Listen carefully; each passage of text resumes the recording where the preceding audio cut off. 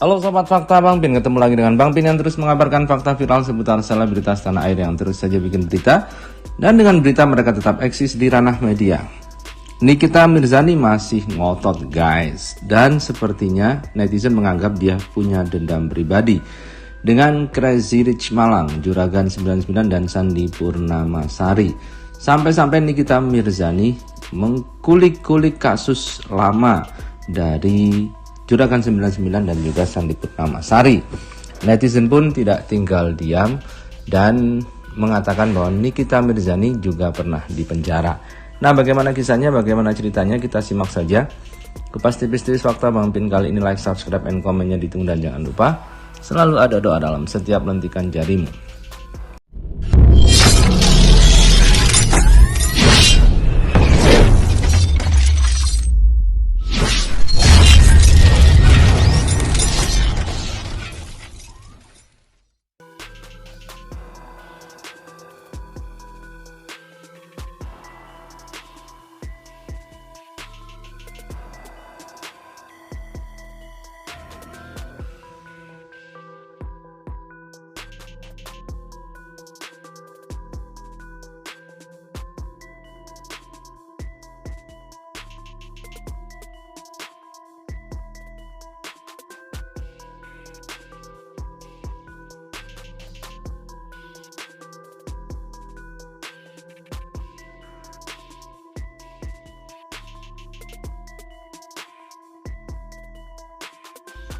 Kita lansir dari Grid Fame.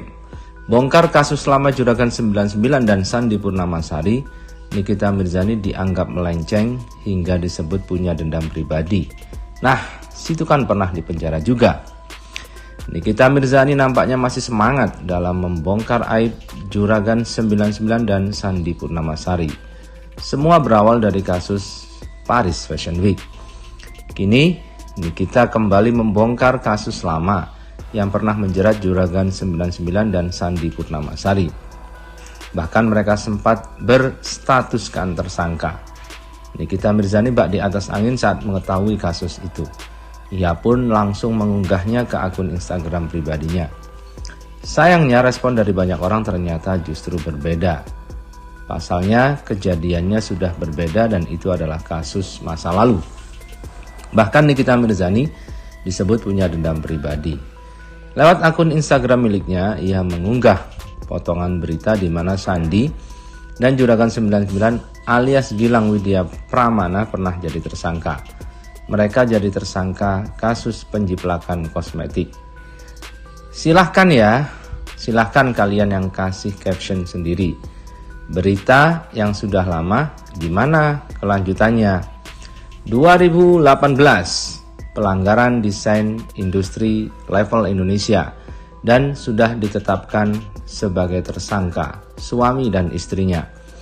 2022 kasus pelanggaran trademark dalam acara sebuah industri internasional. Suami dan istrinya plus para pengikutnya. Next, apalagi?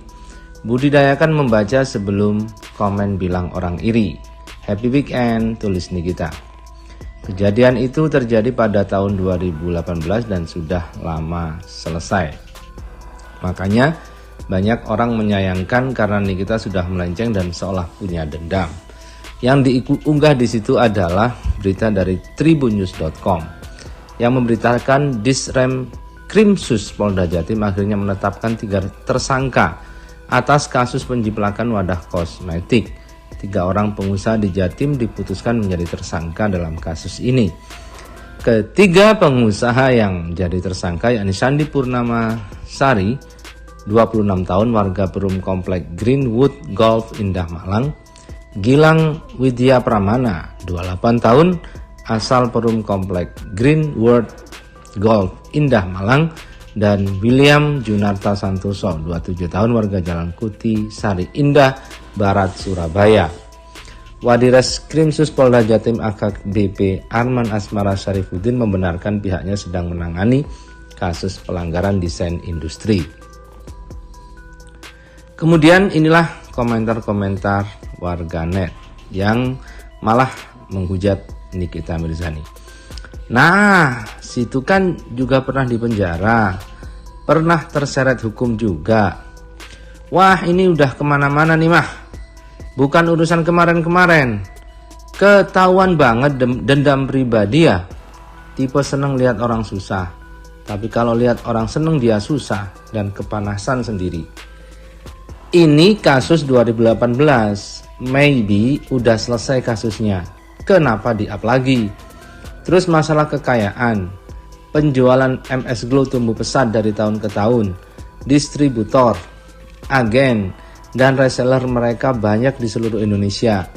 Brand mereka dapat penghargaan marketing terbaik. Bisnis MS Glow dibangun dari nol, yang tadinya hanya maklon. Berkembang akhirnya punya pabrik sendiri, produksi sendiri. Kalaupun mereka dapat suntikan modal, why not? Dalam bisnis itu biasa. Sumber dana dari hasil korupsi itu mah pertanggungjawabannya ada di si investor. Saya rasa pengusaha amat jarang menanyakan sumber dana calon investornya, takut si investor gagal berinvestasi di bisnisnya. Cabang bisnis mereka banyak juga dan sukses-sukses. WK, beritanya udah basi dari tahun 2018. Udah pasti udah clear dong. Lagian kalaupun kena masalah gini nggak apa-apa. Dijadiin pelajaran untuk lebih baik. Daripada sibuk urusin hidup orang, belum tentu kita juga lebih baik. Karena orang yang sibuk urusin hidup orang tandanya hidup dia kurang bahagia, alias pura-pura bahagia. Ntar ada bala-balanya bilang gue ikut campurin urusan orang, nggak mau dinyinyirin, ya nggak usah nyinyir juga. Begitu kata netizen.